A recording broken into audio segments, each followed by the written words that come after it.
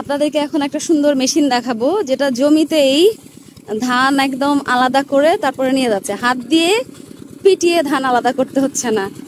এই যে অনায়াসে খুব অল্প সময়ের মধ্যেই সহজেই হচ্ছে এটা। এটা খুব চমৎকার।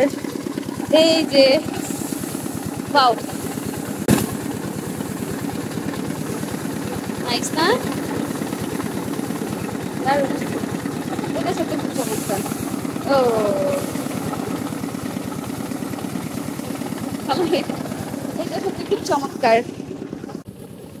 ভালো লাগলো জিনিসটা দেখে, কারণ হাত দিয়ে ওই যে বাড়ি দিয়ে যে ধান আলাদা করে, এটা অনেক কষ্ট এবং কাজের লোকের খরচও দিতে হয় অনেক। সো মেশিনে খরচ কম হবে, তাড়াতাড়ি হবে, এটা খুব ভালো।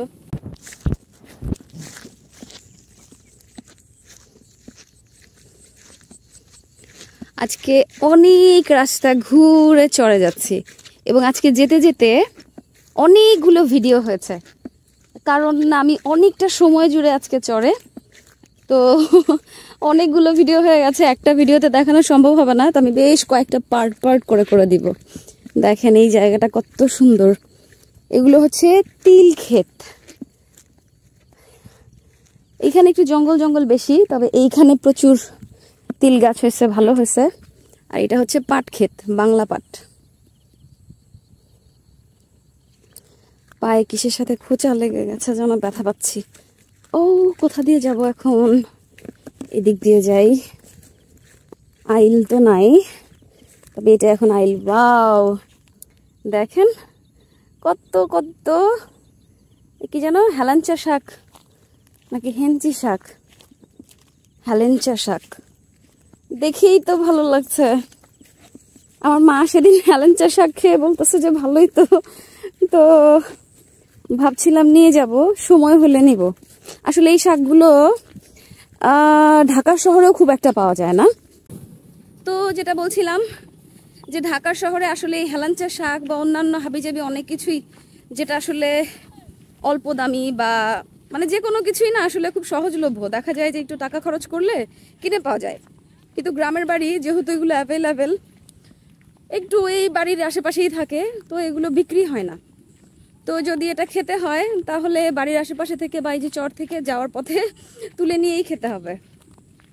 তো যেহেতু মজার শাক, প্লাস হচ্ছে খুবই হেলদি, আর আমার মা আমরা আসলে শাক সবজি একটু বেশি পছন্দ করি, তো সেই ক্ষেত্রে তুলে নিয়েই খেতে হয়। তো এখানে যদি কারোর কাছে মনে হয় যে কিছুই করার নাই, তবে যারা আসলে এই জিনিসগুলো বোঝে, প্রকৃতির মাঝে যে উপকারিতা বা প্রকৃতির মাঝে যে আনন্দ, তারা আসলে এরকম করে না। তো আমার মনে হয় যে এটা যতটা শাক মজার, তার থেকে বেশি মজার হয়ে যায় যখন এত দূর থেকে কষ্ট করে নিয়ে যাই। সো এই যে আমি ধান ক্ষেতের পাশ দিয়ে যাচ্ছি।